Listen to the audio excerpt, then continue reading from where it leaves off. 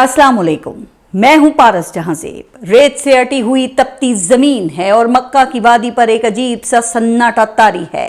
सूरज आग बरसा रहा है, मगर उस आदमी के दिल में उससे कहीं ज्यादा तपिश है। उसके कदम बोझल हैं, जैसे हर कदम उसे किसी अंधी खाई की तरफ धकेल रहा हो। उसके साथ एक मासूम और नन्ही सी कली है, लेकिन उसे नहीं मालूम कि उसके साथ क्या होने वाला है। वो बच्ची कभी अपने बाप के चेहरे को देखती, कभी रास्ते में पड़े कंकरों से खेलने की कोशिश करती। उसकी आंखों में सवाल हैं, मगर जबान खामोश है। फिर अचानक उसकी जबान से निकलता है, बाबा हम कहाँ जा रहे हैं। बाप के होंठ कांपते हैं। वो नजरें चुरा लेता है और कहता है कि बस बेटा एक जगह जा रहे हैं। वो एक सुनसान मकाम पर पहुंचता है, हाथ में कुदाल लेता है और जमीन खोदना शुरू करता है। मासूम बच्ची बाप के पास बैठ जाती है। बाप का माथा पसीने से तर है। मासूम बच्ची बाप की मदद करने के लिए खुद भी गड्ढे से मिट्टी निकालने लगती है। ये मंजर देखकर शायद अर्श कांप गया होगा, लेकिन जमाने जहलियत के मक्के में यही दस्तूर था। समाज का खौफ, रस्मों का बोझ और झूठी गैरत का साया नरम दिली पर गालिब आ जाता है। उस माशरे में बेटी एक बोझ है, जिसे हर खानदान अपने सर से उतारना जरूरी समझता है। खैर तो गढ़ा मुकम्मल हो जाता है। वो बाप उस मासूम परी को उठाकर गड्ढे में उतार देता है और मिट्टी डालने लगता है। अब बच्ची को एहसास होता है कि उसके साथ कुछ गलत हो रहा है। वो चीखती है, चिल्लाती है कि बाबा आप क्या कर रहे हैं, आप ऐसा क्यों कर रहे हैं। लेकिन उस शख्स के हाथ नहीं रुकते और वो अपनी मासूम बच्ची को जिंदा दफन कर देता है। तो ये उस जमाने का दस्तूर था, जहां आम घरानों की औरत के कोई हुकूक नहीं थे। लेकिन अल्लाह ने उसी सरजमीन से वो आफताब तुलू करना था जिसने औरत को कोई हकीर शय नहीं, बल्कि ऐसा रुतबा अता करना था जो आज शायद 21वीं सदी की दुनिया के विमेन राइट्स चैंपियंस और फेमिनिस्ट भी देने से कासिर हों। माँ के रूप में पैरों में जन्नत, बेटी के रूप में रहमत और बीवी के रूप में खैर व बरकत। और फिर उसी माशरे से वो खवातीन निकली जिन्होंने दुनिया की तारीख का धारा ही बदल दिया। हजरत खतीजा बिनते खौलद, हजरत आयशा बिनते अबू बकर और हजरत फातिमा रज़ी अल्लाह अन्हा ऐसी ही चंद खवातीन हैं जो खवातीन जन्नत और उम्मत की माएँ कहलाईं। तो आइए आज इन्हीं खवातीन की ज़िंदगी पर नज़र डालते हैं। ज़रा तसव्वुर कीजिए कि रसूल अकरम सल्लल्लाहु अलैहि वसल्लम पर पहली वही नाजिल हुई और वो परेशानी के आलम में घर में दाखिल हुए। गारे हिरा में उस पहली वही का मुकम्मल अहवाल आप मेरी इस वीडियो में देख सकते हैं। रसूल अल्लाह परेशानी के आलम में घर में दाखिल हुए और हजरत खतीजा रज़ी अल्लाह अन्हा से फरमाया, मुझे कंबल उढ़ाओ, मुझे कंबल उढ़ाओ। रसूल अल्लाह ने हजरत खतीजा से सारा वाक़या बयान किया। हजरत खतीजा ने आप सल्लल्लाहु अलैहि वसल्लम को कंबल दिया और आपको तसल्ली दी और फरमाया, अल्लाह की कसम अल्लाह आपको हरगिज रुस्वा न करेगा। आप सिला रहमी करते हैं, सच बोलते हैं, कमजोरों का बोझ उठाते हैं, मेहमान नवाजी करते हैं, मुसीबत ज़दा लोगों का साथ देते हैं। और फिर वो रसूल अल्लाह को अपने चचाजाद भाई वर्का बिन नौफल के पास ले गईं, जिन्होंने आप सल्लल्लाहु अलैहि वसल्लम को नबूवत की खुशखबरी सुनाई। यानी पहली वही के वक्त आपको तसल्ली देने और नबूवत की खुशखबरी सुनने वाली सबसे पहली शख्सियत कोई और नहीं बल्कि हजरत खतीजा की ही थी। यूं आप न सिर्फ बगैर कोई सवाल किए इस्लाम कबूल करने वाली पहली खातून बल्कि रसूल अल्लाह पर ईमान लाने वाली पहली शख्सियत बन गई। ये इतना बड़ा एजाज है जो शायद हमारे जहन और तसव्वुर से भी बाहर है। हजरत खतीजा का ताल्लुक कबीला कुरैश के मुअज़्ज़ज़ और आली नसब खानदान से था। आपके वालिद अपने कबीले में बहुत आला हैसियत के मालिक और साहिब सरवत थे और आपकी पाकीज़गी का ये आलम था कि आप उस वक्त भी ताहिरा के लक़ब से जानी पहचानी जाती थी। हजरत खतीजा की 2 शादियां हो चुकी थी और बाज़ तारीख की किताबों में 3 शादियों का जिक्र भी मिलता है। जब रसूल अल्लाह से निकाह हुआ उस वक्त हजरत खतीजा रज़ी अल्लाह अन्हा की उम्र 40 साल और अल्लाह के प्यारे नबी हजरत मोहम्मद मुस्तफ़ा सल्लल्लाहु अलैहि वसल्लम की उम्र 25 साल थी। दोनों की उम्रों में 15 साल का फ़र्क था। हज़रत खतीजा का ज़रिया माश तिजारत था और उनके ऊँट तिजारत का सामान लेकर शाम और उसके अतराफ़ में जाया करते थे। और ये आज भी उन तमाम लोगों के लिए पैगाम है जिनके नज़दीक ख़वातीन का मुकाम सिर्फ घर है और उन्हें अपना घर चलाने के लिए काम करने की इजाज़त नहीं। ये तमाम वाक़यात महज इत्तफ़ाक़ नहीं, इन तमाम वाक़यात में एक पैगाम है कि ख़वातीन के किरदार का अंदाज़ा लगाना छोड़कर अपने किरदार को बेहतर करने पर तवज्जो दी जाए। खैर अल्लाह ने बहुत जल्द हज़रत खतीजा के कारोबार में बरकत दी और उनका कारोबार बहुत फैल गया। उन दिनों हजरत खतीजा ऐसे शख्स की तलाश में थीं जो रास्त गो, ईमानदार, नेक और पाकीज़ा अखलाक का मालिक हो, ताकि वो मुलाजमीन पे नजर रख सके और वो खुद बेफिक्र हो जाए। कहा जाता है कि अल्लाह के नबी हजरत मोहम्मद मुस्तफ़ा सल्लल्लाहु अलैहि वसल्लम के चचा अबू तालिब को इस बात का इल्म था। चुनांचे अबू तालिब ने इस बात का जिक्र अपने भतीजे रसूल अल्लाह से किया। ये वो दौर था जब आपकी सच्चाई और ईमानदारी का पूरे मक्का में डंका था। आप सल्लल्लाहु अलैहि वसल्लम को सादिक और अमीन का लक़ब मिल चुका था। उस वक्त आपकी उम्र मुबारक 25 साल थी। हजरत खतीजा भी आपकी नेकी और दयानतदारी के किस्से सुन चुकी थी। इसके साथ ही उन्हें हजरत अबू तालिब की ख्वाहिश का भी इल्म हो चुका था। चुनांचे उन्होंने खुद ही अल्लाह के प्यारे नबी को ये पैगाम भेजा कि वो मेरा सामान तिजारत के लिए शाम लेकर जाएं, जिसे आप सल्लल्लाहु अलैहि वसल्लम ने कबूल फरमा लिया। रसूल अल्लाह की दयानतदारी, मामला फहमी और खुश अखलाकी की बदौलत सामान तिजारत से बहुत मुनाफा हुआ। जब काफिला वापस आया तो हजरत खतीजा को अपने गुलाम की ज़बानी मुनाफे के साथ आपके हुस्न अखलाक के बारे में भी मजीद मालूमात हासिल हुई। हजरत खतीजा हजरत मोहम्मद मुस्तफ़ा सल्लल्लाहु अलैहि वसल्लम की सीरत से तो मुतासिर थी ही, लेकिन उनके गुलाम ने यह बताया कि जब आपने एक दरख्त के नीचे क़याम फरमाया तो वहाँ एक राहिब भी मौजूद था। राहिब ने रसूल अल्लाह को देख कर ये कहा कि ये नबी होंगे। उसने आप सल्लल्लाहु अलैहि वसल्लम में वो तमाम अलामात देख ली थी जो साबका आसमानी कुतुब में आखिरी नबी की अलामात के तौर पे मौजूद हैं। फिर एक मरतबा जब आप सल्लल्लाहु अलैहि वसल्लम माल तिजारत फरोख्त करके तशरीफ ला रहे थे तो हजरत खतीजा और उनके साथ बैठी खवातीन ने अपनी आंखों से ये मंजर देखा कि दो फरिश्तों ने रसूल अल्लाह पर साया किया हुआ था।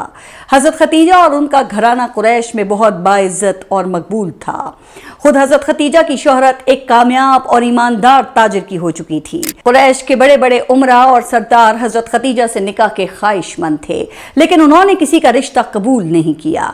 हजरत खतीजा ने रसूल पाक से निकाह का इरादा उस वक्त किया जब आपके औसाफ से वाकिफ हो गईं। उनकी नज़र में हजरत मोहम्मद मुस्तफ़ा सल्लल्लाहु अलैहि वसल्लम से बेहतर इंतखाब कोई और नहीं था। चुनांचे हजरत खतीजा ने रसूल पाक के पास निकाह का पैगाम भेजा। आपने अपने चचा हजरत हमजा और हजरत अबू तालिब से मशवरे के बाद उसे कबूल फरमा लिया। यूं हजरत खतीजा आपके निकाह में आ गईं और पहली उम्मुल मोमिनीन कहलाईं। यह आपकी बुइस्त से 15 साल पहले का वाक़या है जिसने रसूल अल्लाह की जिंदगी को हसीन और आसान बना दिया। दोनों में मिसाली अंडरस्टैंडिंग थी और वो हर मुश्किल में एक दूसरे के साथ चट्टान की तरह खड़े होते। रसूल अल्लाह को उम्र के फर्क के बावजूद हजरत खतीजा रज़ी अल्लाह अन्हा से वो उनसियत थी जो बहुत कम देखने में आती है। नबूवत के बाद का जमाना रसूल अल्लाह के लिए बड़ा ही कठिन था।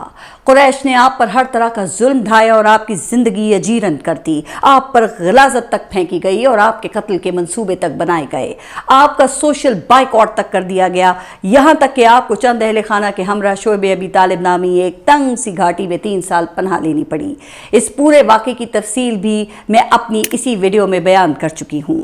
हजरत खतीजा ने इन हालात में आपका साथ न छोड़ा। फाकों पर फाके हुए खानदान नबूवत के सभी लोग भूख और तकलीफ से गुजरे।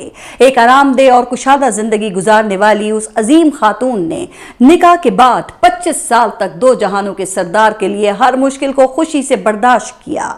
हजरत खतीजा के बतन से रसूल अकरम सल्लल्लाहु अलैहि वसल्लम की 6 औलादें पैदा हुईं, सिवाय हजरत इब्राहीम के जो हजरत मारिया की औलाद हैं। रसूल अल्लाह की हजरत खतीजा से पैदा होने वाली औलादों में हजरत कासिम, हजरत अब्दुल्ला, हजरत ज़ैनब, हजरत रुक़ैया, हजरत उम्मे कुलसूम और हजरत फातिमतुज़ ज़हरा सलामुल्लाह अलैहा शामिल हैं। उम्मुल मोमिनीन हजरत आयशा रज़ी अल्लाह अन्हा फरमाती हैं कि जितना रश्क मुझे हजरत खतीजा पर था किसी दूसरी बीवी पर नहीं था। शोएब अबी तालिब के वाक़े के बाद हजरत खतीजा ज़्यादा अरसा हयात न रह सकीं।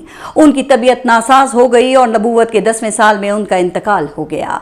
हजरत अबू तालिब और हजरत खतीजा के इंतकाल में 30 या 35 दिनों का फर्क है।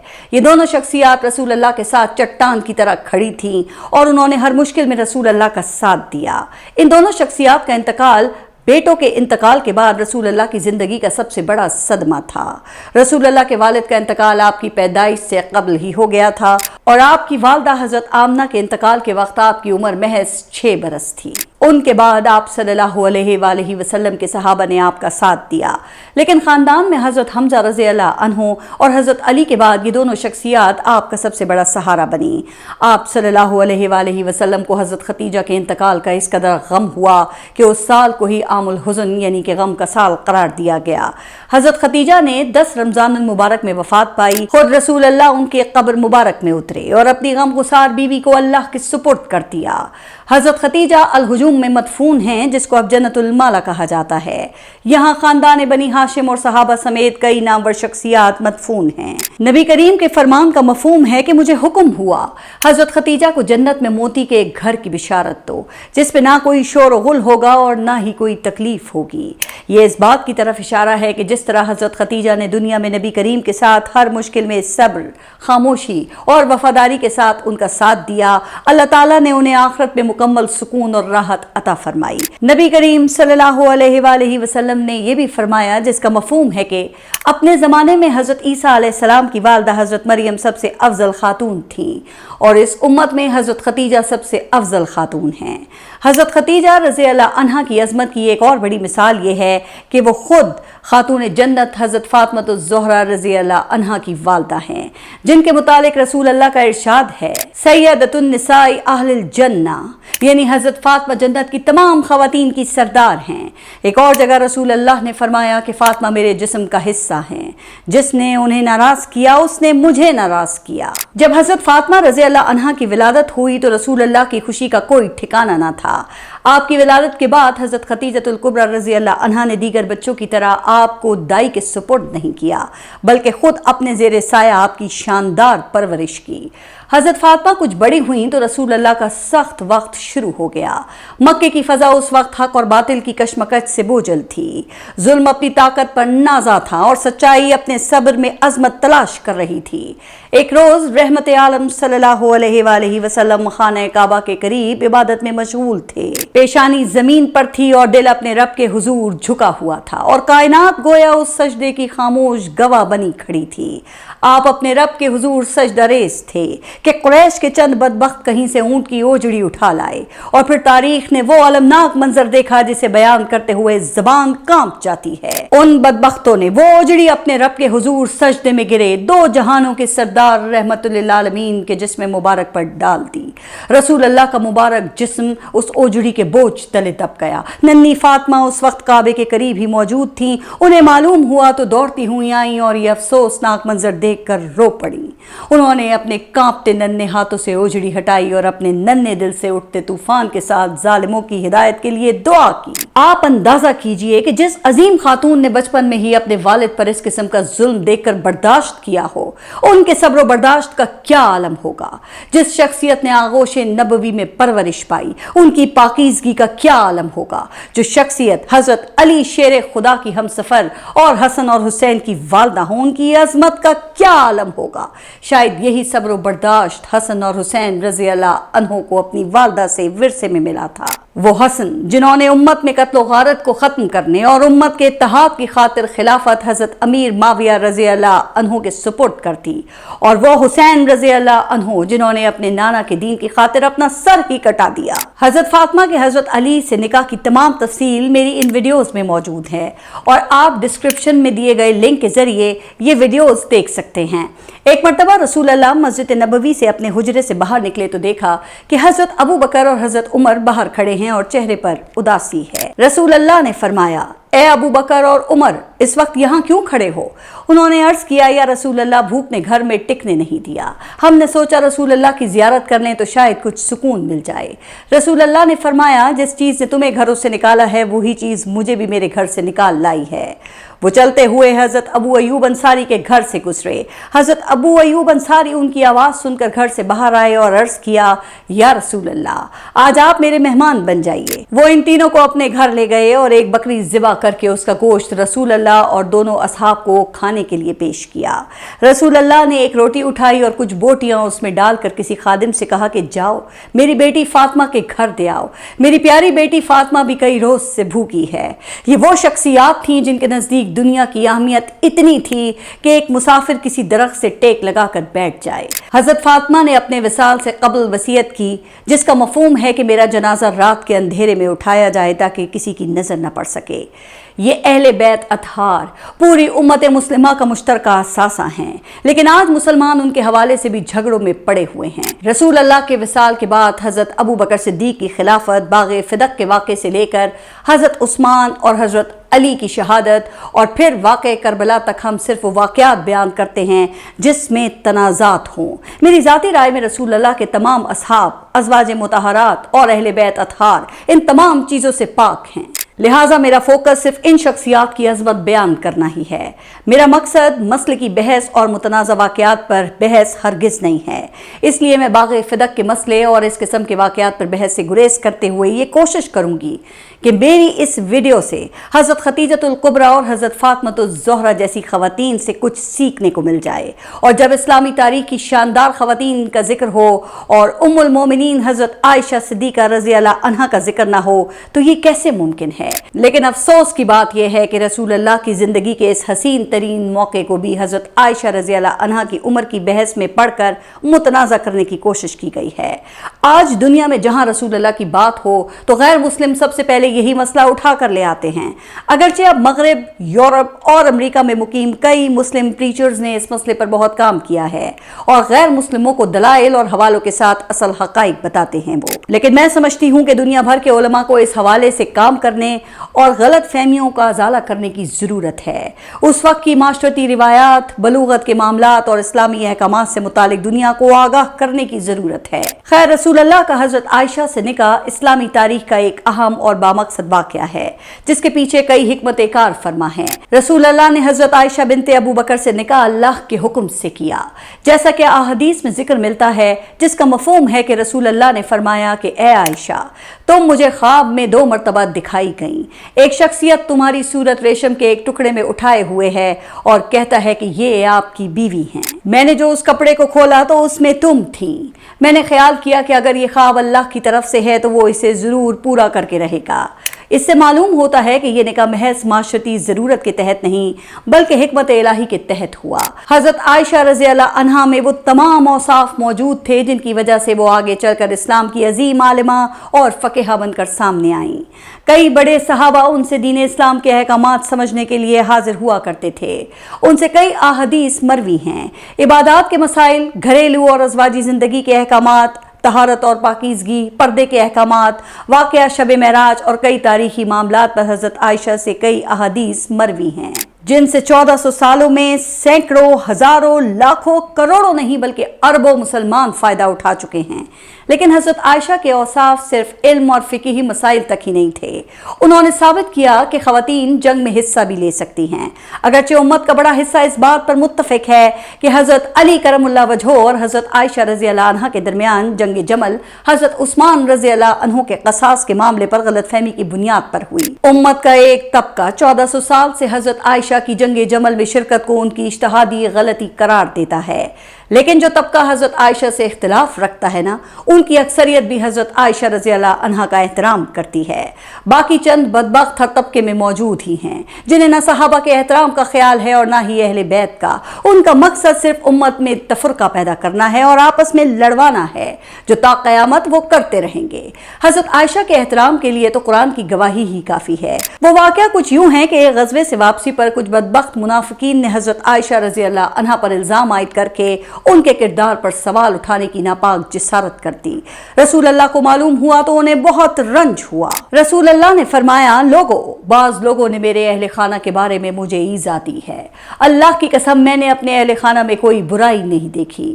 یہ رسول اللہ کی گواہی تھی جو حضرت عائشہ رضی اللہ عنہا کے حق میں کافی تھی، لیکن اللہ کو یہ گوارا نہ تھا کہ جو خاتون خود رب کے حکم سے رسول اللہ کے نکاح میں آئیں ان کے کردار پر کوئی بدبخت سوال اٹھائے۔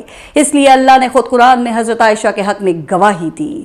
قرآن کی سورہ نور کی آیت 11 سے 20 میں اللہ رب العزت نے ارشاد فرمایا، جن لوگوں نے یہ بہتان باندھا ہے وہ تم ہی میں سے ایک جماعت ہے، اس کو اپنے حق میں برا نہ سمجھنا بلکہ وہ تمہارے لیے اچھا ہے۔ ان میں سے جس شخص نے گناہ کا جتنا حصہ لیا اس کے لیے اتنا ہی وبال ہے، اور جس نے ان میں سے اس بہتان کا بڑا بوجھ اٹھایا ہے اس کو بڑا عذاب ہوگا۔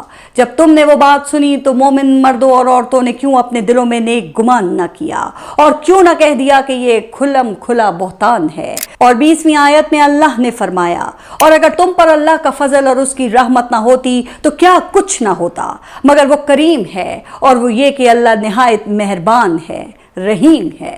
واہ، قربان جائیے اس خاتون کی عظمت کے، خالق کائنات خود قرآن میں ان کے کردار کی گواہی دے رہا ہے۔ یہ تمام خواتین آج کے مسلمانوں کے لیے مشعل راہ ہیں، اور یہ خواتین کے لیے بھی ایک پیغام ہے کہ دنیا میں ایک عورت کو کیا کچھ فیس کرنا پڑتا ہے، اور وہ خاتون ان مشکلات کا سامنا کیسے کرے۔ وہ خواتین جنہوں نے گھریلو ذمہ داریوں سے لے کر علم و حکمت کے مقام تک ہر میدان میں مثال قائم کی، وہ آج کی عورت کے لیے امید اور حوصلے کی علامت ہیں۔ ان کی زندگی یہ سبق دیتی ہے کہ عورت کمزور نہیں بلکہ ایک مضبوط کردار ہے جو صبر کے ساتھ دنیا کے طوفانوں کا مقابلہ کر سکتی ہے۔ ان کے کردار میں حیا بھی ہے، دانش بھی ہے اور قربانی بھی۔ مجھ سمیت آج کی ہر عورت اگر ان خواتین سے رہنمائی لے تو وہ نہ صرف اپنی زندگی سنوار سکتی ہے بلکہ معاشرے کو بھی بہتر بنا سکتی ہے۔ یہ عظمت کی داستانیں ہمیں احساس دلاتی ہیں کہ اصل کامیابی رب کی رضا میں ہے اور سچا وقار ایمان کی مضبوطی میں پوشیدہ ہے۔ سلام حضرت خدیجۃ الکبریٰ رضی اللہ عنہا کی ذات پر، سلام حضرت عائشہ صدیقہ رضی اللہ عنہا کی ذات پر، سلام حضرت فاطمہ الزہرا رضی اللہ عنہا کی ذات پر، سلام ان تمام صحابہ اور اہل بیت کی خواتین پر جنہوں نے اپنی ثابت قدمی اور صبر و شکر سے مردوں کے حوصلے بڑھائے اور آج ہم ایک مسلمان کی حیثیت سے ان کا ذکر کرنے کے قابل ہوئے۔ اب ذرا تصور میں لائیے کہ کہاں ایک شخص اپنی ننھی بیٹی کو زندہ دفن کر رہا ہے اور کہاں اسی مکہ کی ایسی عظیم خواتین نے دنیا کی تاریخ میں وہ مقام بنایا جو حضرت آسیہ اور حضرت مریم جیسی چند دیگر خواتین کو چھوڑ کر کسی نے نہیں بنایا ہوگا۔ زمانہ جاہلیت کی تاریکیوں میں انسانیت اس قدر زوال پذیر تھی کہ ایک باپ اپنی ہی معصوم بیٹی کو زندہ درگور کرنے جیسے ہولناک فعل کو بھی اپنی غیرت کا تقاضا سمجھ بیٹھتا تھا۔ یہ وہ عہد تھا جب صنف نازک کو بوجھ تصور کیا جاتا اور رحمت کے بجائے ذلت ان کا مقدر ٹھہرتی تھی، مگر تاریخ کے افق پر اسلام کا سورج طلوع ہوا تو یہی معاشرہ یکسر بدل گیا۔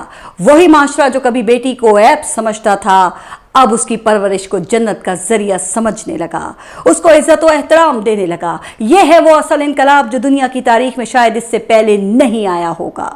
آپ سب اپنا خیال رکھیے۔ اللہ حافظ۔